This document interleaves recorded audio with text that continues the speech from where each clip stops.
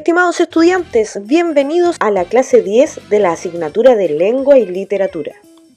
Hoy trabajaremos con el OA 15, revisar y editar sus textos, asegurando coherencia y cohesión. Recuerden que desde hace algún par de clases hemos estado trabajando con la planificación y la escritura de una crónica periodística. Es por eso que hoy vamos a seguir construyendo esta crónica y para ello deberás realizar esta tarea de revisión y edición de tu crónica periodística. Aquí se presenta una tabla que contiene los indicadores que tú vas a revisar en tu texto. Te da algunas pistas de cómo revisar esos indicadores y cómo corregir para mejorar esos elementos y así poder construir tu crónica periodística. Por ejemplo, el primer indicador dice: el título resulta atractivo y da cuenta del tema de la crónica. ¿Cómo revisar? Destaca en el título las palabras clave que dan cuenta del tema de la crónica. ¿Cómo corregir? Propone un título alternativo o agrega las palabras clave que debiera incluir. Siguiente. La crónica incluye la narración de hechos o situaciones. ¿Cómo revisar? Marca con un punto los párrafos que incluyen las narraciones de hechos o situaciones. ¿Cómo corregir? Deja un comentario al margen sugiriendo que se incluya la narración de un hecho o situación. 3. La crónica incluye descripción de personas y lugares. ¿Cómo revisar?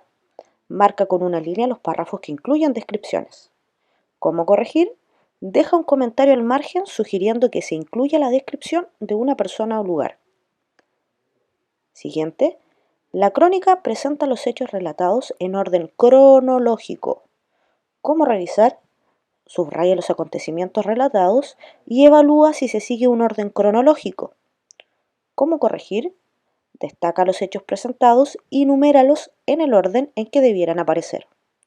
Y el último indicador, el párrafo final, incluye un hecho o situación que sintetiza la reflexión propuesta por el emisor. ¿Cómo reviso? Sintetiza al costado del párrafo la reflexión propuesta por el emisor. ¿Cómo corregir? Escribe una propuesta de cierre para la crónica de tu compañero o compañera. Así, al ir revisando estos distintos indicadores, vamos a poder ir editando estos elementos que son falencia para poder así mejorarlo y asegurar la coherencia y la cohesión del texto. Luego de evaluar tu borrador aplicando los criterios que acabamos de observar, puedes reescribir los párrafos, puedes editarlos, puedes crear nuevos párrafos, separar, unirlos con otros, dependiendo de las ideas que estos comuniquen y lo que tú quieras expresar.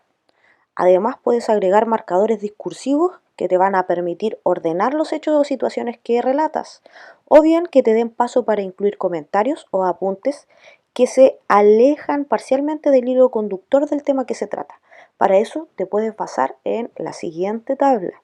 Aquí tenemos algunos conectores que nos van a permitir realizar distintas tareas, como los primeros son ejemplificativos. Nos va a permitir introducir ejemplos acerca de lo mencionado anteriormente. ¿Qué palabritas, qué nexos son los que cumplen este rol? La palabra así, así por ejemplo, así tenemos, por ejemplo, a saber, en concreto, pongamos por caso, sin ir más lejos. Cada una de esas palabritas las puedes utilizar para introducir ejemplos. Acá, en la última columna de esta tabla, aparecen un fragmento de texto donde se utilizan estos distintos tipos de conectores. Por ejemplo, de digresión.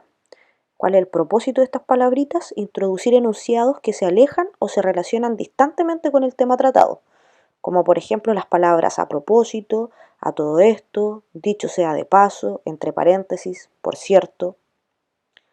También tenemos nexos de ordenación, que organizan la información entre párrafos o al interior de los párrafos, como los que están aquí, a continuación, antes de nada o antes que nada, de una parte o de otra parte, en primer, en segundo lugar, finalmente, para empezar, para terminar, primeramente. Y los últimos que vamos a revisar son los recapitulativos, que introducen la conclusión de lo dicho.